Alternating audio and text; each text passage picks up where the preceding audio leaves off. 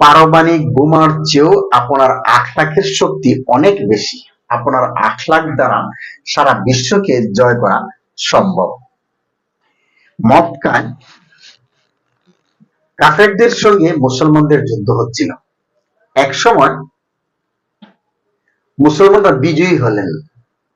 মুসলমানরা যখন বিজয়ী হলেন তখন কাফেররা ভয় পাইতেছিল। ভয় পাচ্ছিল কেন?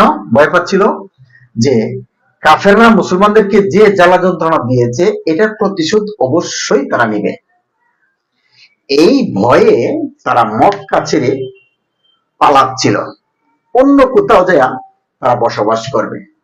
তখন সবাই পালাচ্ছে, সঙ্গে এক বুড়া মহিলা সেও পালাচ্ছে, কিন্তু সে পিছনে পড়ে গেল। সে বৃদ্ধ হওয়ার কারণে সে পিছনে পড়ে গেল, সে যেতে পারছে না। তো এর মধ্যে এক লোক রাস্তার মাঝে দেখা হয়েছে।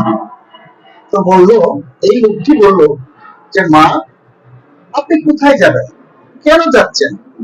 আমার কাছে আপনার বোঝাটা দেন, আমি বহন করে নিয়ে যাই, তাহলে আপনার একটু সহজ হবে। তখন যাচ্ছে, উনি পিছন থেকে এই বোঝা বহন করতেছে, ওই বুড়া মহিলার সামনের দিকে যাচ্ছে।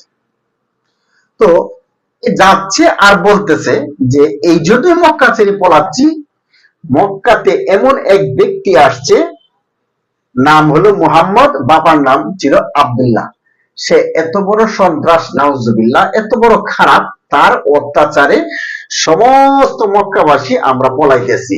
তো তারা সবাই চলে গেছে আগে, আমি যেতে পারলাম না, আমি পিছনে পড়ে আছি। তখন এরকম গালাগালি করতেছে, হুজুর পাক সাল্লাল্লাহু আলাইহি ওয়াসাল্লামকে খুব গালাগালি করতেছে। গালাগালি করতে করতে করতে করতে সারা রাস্তা গিয়েছে গালাগালি করতে করতে। তো যখন গন্তব্যস্থানে পৌঁছানোর পরে আগে যারা গিয়েছিল তখন তারা দেখতেছে এই বুড়ি কে বলতেছে, দেখে বলতেছে, এই বুড়ি, তুমি কাকে নিয়ে আসছো? তুমি কাকে নিয়ে আসছো? লাস্ট পর্যন্ত আমরা এখানে এসে একটু আশ্রয় নিলাম, এই জায়গাটাও তুমি তাকে চিনিয়ে দিলে। তখন বুড়ি বলতেছে যে কি ব্যাপার, তোমরা কি বলতেছো, আমি কিছুই বুঝলাম না। কাকে নিয়ে আসছি মানে কাকে নিয়ে আসছেন? বলে যে যার ভয়ে মক্কা ছেড়ে মদিনায় পালাইলাম, মুহাম্মদের ভয়ে, সেই মুহাম্মদকে তুমি সাথে নিয়ে আইসা এই জায়গাটাও চিনিয়ে দিলে। তো বুড়ি বলে, বলো কি? এই সেই মুহাম্মদ, আমি কোনোদিন দেখি নাই। আর তোমরা যদি বলো যে এই সেই মুহাম্মদ, তাহলে তোমরা সাক্ষী থাকো, আমি মুসলমান হয়ে গেলাম।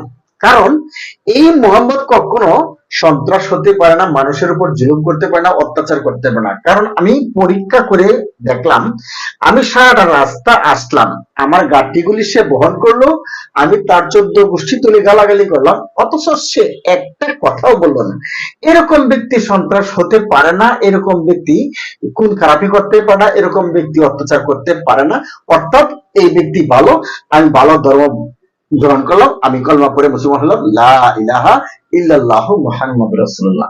তো চিন্তা করে দেখেন, এই যে ভাই আখলাক, এই আখলাক দ্বারা এই বুড়ি মুসলমান তো হইলই, বুড়ির সাথে সাথে এই গোত্রে যারা ছিল, এই গন্তব্যস্থানে যারা ছিল, তারা সবাই মুসলমান হয়ে গেল। তাহলে কি আখলাকের শক্তি বেশি নাকি আপনার পারমাণবিক বোমার শক্তি বেশি?